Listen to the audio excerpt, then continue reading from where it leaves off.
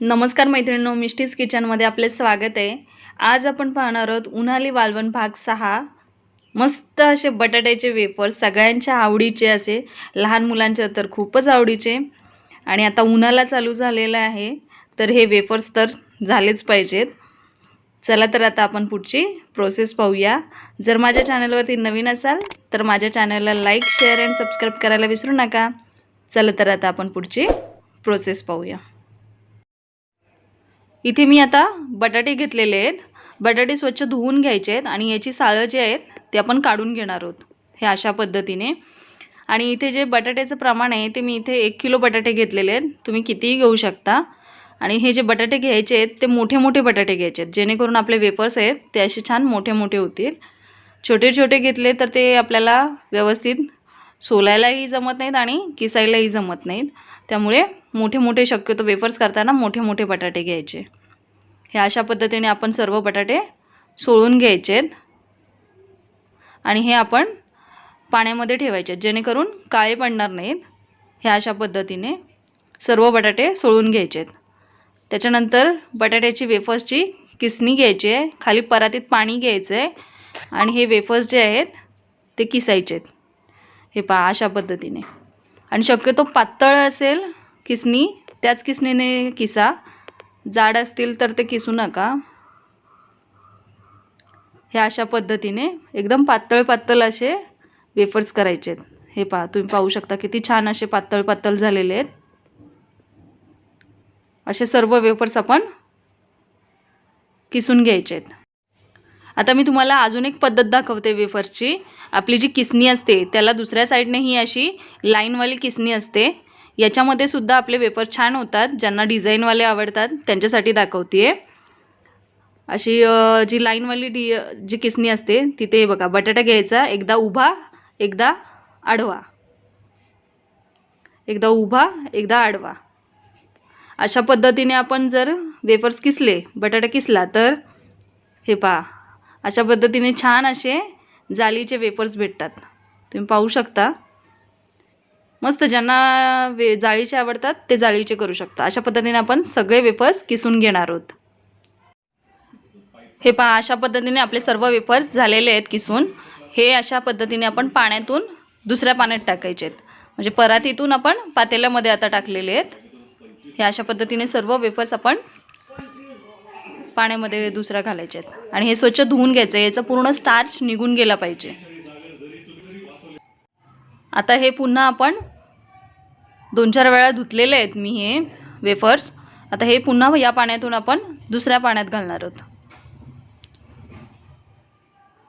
हे 2-4 वेळा ही जी प्रोसेस आहे पाण्याची ती करायची, जेणेकरून आपले वेफर्स आहेत ते छान पांढरे शुभ्र होतात, काळे होत नाहीत। त्यामुळे हे जेवढे तुम्ही स्वच्छ धुवाल तेवढे हे वेफर्स छान होतात।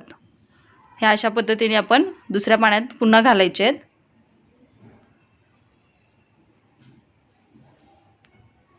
आपले जे वेफर्स आहेत ते आपण 4-5 वेळा पाण्याने स्वच्छ धुवून घ्यायचे आहेत। आणि आता याच्यामध्ये आपण तुरटी फिरवणार आहोत। तुरटी आपण 10 वेळा एक फिरून घ्यायचे, जेणेकरून पांढरे शुभ्र राहतील आपले वेफर्स। आणि हे रात्रभर असंच झाकून ठेवून द्यायचे। आता आपले जे वेफर्स आहेत ते दुसऱ्या भांड्यात घेऊन मी स्वच्छ पाणी घेतलेलं आहे, याच्यामध्ये आता आपण चवीनुसार मीठ घालणार आहोत आणि हे गॅसवरती ठेवून द्यायचं आहे। आणि याला छान मिक्स करायचं आहे मीठ टाकल्यामुळे। आणि एक आपण 10 मिनिटं शिजू देणार आहोत यांना। याच्यावरती आपण झाकण ठेवायचं आहे, म्हणजे जे लवकर उकळी येईल। अशा पद्धतीने आपण झाकून ठेवायचं आहे 10 मिनिटं। आता आपल्या पाण्याला उकळी आलेली आहे, आपण झाकण काढून ठेवलेलं आहे। हे पहा अशा पद्धतीने छान अशी उकळी आलेली आहे। आपले जे वेफर्स आहेत ते जास्त शिजून घ्यायचे नाही आहेत। हे पहा मी आता गॅस बंद केलेला आहे, उकळी बंद झालेली आहे। आता आपण हे काढून घेणार आहोत, जास्त शिजवायचे नाही आहे त्यांना। एक उकळी आली का लगेच बंद करायचं आहे। हे अशा पद्धतीने सर्व काढून घ्यायचे आहेत। आणि आता आपले जे वेफर्स आहेत ते आपण साडीवरती वाळत घालणार आहोत। हे पहा अशा पद्धतीने सर्व वेफर्स जे आहेत ते उन्हामध्येच वाळत घालायचे आणि हे सकाळी लवकर प्रोसेस करायची, म्हणजे ऊन लागणार नाही। आणि छान यांना कडक ऊन द्यायचं आहे, सेपरेट सेपरेट करायचे आहेत। हे जे वेफर्स आहेत ते एकावर एक ठेवायचे नाहीत, म्हणजे ते चिटकणार नाहीत. आणि आता उन्हाळ्याची सुट्टी पडली, आपल्या घरी हे छोटे छोटे मेंबर्स असतात, यांना हे काम द्यायचं. छान करतात हे काम. आणि हे कडक उन्हामध्ये आपले वेफर्स जे आहेत ते वाळू द्यायचे आहेत. आता आपण कडक उन्हामध्ये छान आपले वेफर्स जे आहेत ते छान सुकून घेतलेले आहेत, छान वाळलेले आहेत, मस्त असे कडक वाळवायचे आहेत. हे तुम्ही पाहू शकता अशा पद्धतीने, जेणेकरून हे वर्षभर स्टोर राहतील. आणि हे प्लास्टिकच्या पिशवीमध्ये बंद हवाबंद डब्यामध्ये ठेवून द्यायचे आहेत. छान असे आपले वेफर जे आहेत सुकलेले आहेत. आता आपण हे मी तुम्हाला तळून दाखवते की कसे झालेत म्हणून. इथे आता आपण तेल गरम करून घेतलेलं आहे, याच्यामध्ये आपले हे जे वेफर्स आहेत ते घालून घ्यायचे आहेत. हे पहा पटकन असे फुलतात, मस्त असे झालेत आणि छान फुलतात हे.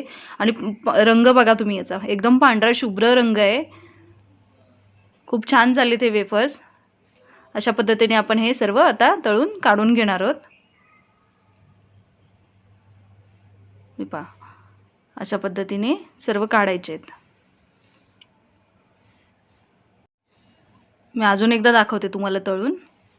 हे पहा पटकन फुलतात असे मस्त. तेल जर गरम असेल तर व्यवस्थित छान असे फुलले जातात. जास्त वेळ तेलामध्ये ठेवायचे नाही यांना, नाही तर करपतील हे.